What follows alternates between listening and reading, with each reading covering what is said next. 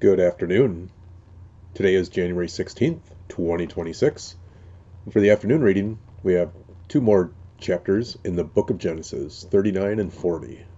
And we find that as usual with our daily reading plan, 16th, evening reading, 39 and 40.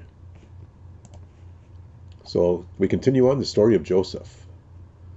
He's recently been sold to the Egyptians by his brothers. Now, Potiphar, who is from Pharaoh, has purchased Joseph. So we have Joseph in Potiphar's house. When Joseph was taken to Egypt by the Ishmaelite traders, he was purchased by Potiphar, an Egyptian officer. Potiphar was captain of the guard for Pharaoh, the king of Egypt. The Lord was with Joseph, so he succeeded in everything he did, as he served in the home of his Egyptian master. Potiphar noticed this and realized that the Lord was with Joseph, giving him success in everything he did. This pleased Potiphar, so he soon made Joseph his personal attendant.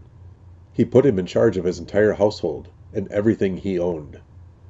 From the day Joseph was put in charge of his master's household and property, the Lord began to bless Potiphar's household for Joseph's sake. All his household affairs ran smoothly, and his crops and livestock flourished. So Potiphar gave Joseph complete administrative responsibility over everything he owned. With Joseph there, he didn't worry about a thing, except what kind of food to eat. Joseph was a very handsome and well-built young man, and Potiphar's wife soon began to look at him lustfully. "Come and sleep with me," she demanded, but Joseph refused. "Look," he told her, "my master trusts me with everything in his entire household. No one here has more authority than I do. He has held back nothing from me, except you, because you are his wife. How could I do such a wicked thing? It would be a great sin against God." So she kept putting pressure on Joseph, day after day, but he refused to sleep with her, and he kept out of her way as much as possible. One day, however, no one else was around when he went in to do his work. She came and grabbed him by his cloak, demanding, "Come on, sleep with me." Joseph tore himself away, but he left his cloak in her hand as he ran from the house. When she saw that she was holding his cloak and he had fled, she called out to her servants. Soon all the men came running. "Look," she said, "my husband has brought this Hebrew slave here to make fools of us. He came into my room to rape me, but I screamed. When he heard me scream, he ran outside and got away, but he left his cloak behind with me." She kept the cloak with her until her husband came home. Then she told him her story. "That Hebrew slave you've brought into our house tried to come in and fool around with me," she said. "But when I screamed, he ran outside, leaving his cloak with me." Joseph put in prison. Because no good deed goes unpunished, right? Potiphar was furious when he heard his wife's story about how Joseph had treated her. So he took Joseph and threw him into the prison where the king's prisoners were held, and there he remained. But the Lord was with Joseph in the prison and showed him his faithful love. And the Lord made Joseph a favorite with the prison warden. Before long, the warden put Joseph in charge of all the other prisoners and everything that happened in the prison. Sound familiar? The warden had no more worries, because Joseph took care of everything. The Lord was with him and caused everything he did to succeed. Chapter 40. Joseph interprets two dreams. Some time later, Pharaoh's chief cupbearer and chief baker offended their royal master. Pharaoh became angry with these two officials, and he put them in the prison where Joseph was, in the palace of the captain of the guard. They remained in prison for quite some time, and the captain of the guard assigned them to Joseph, who looked after them. While they were in prison, Pharaoh's cupbearer and baker each had a dream one night, and each dream had its own meaning. When Joseph saw them the next morning, he noticed they both looked upset.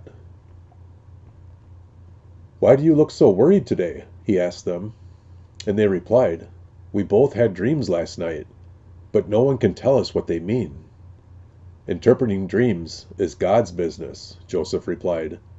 "Go ahead and tell me your dreams." So the chief cupbearer told Joseph his dream first. "In my dream," he said, "I saw a grapevine in front of me. The vine had 3 branches that begun to bud and blossom, and soon it produced clusters of ripe grapes. I was holding Pharaoh's wine cup in my hand, so I took a cluster of grapes and squeezed the juice into the cup. Then I placed the cup in Pharaoh's hand." "This is what the dream means," Joseph said. "The 3 branches represent 3 days.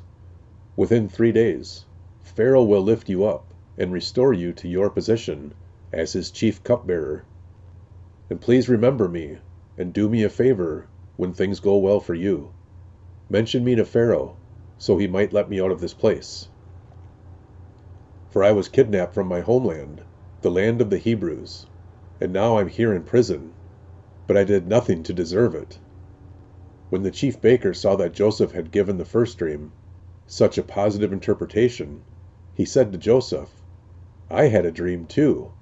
In my dream, there were 3 baskets of white pastries stacked on my head.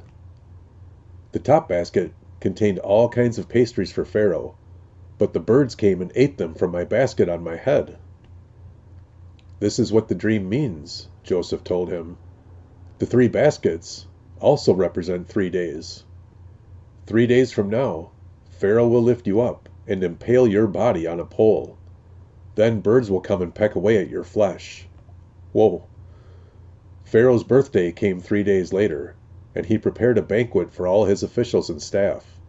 He summoned his chief cupbearer and chief baker to join the other officials. He then restored the chief cupbearer to his former position, so he could again hand Pharaoh his cup. But Pharaoh impaled the chief baker, just as Joseph had predicted when he interpreted his dream. Pharaoh's chief cupbearer, however, forgot all about Joseph, never giving him another thought.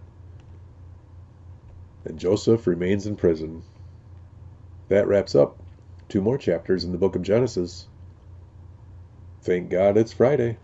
Take care, and God bless.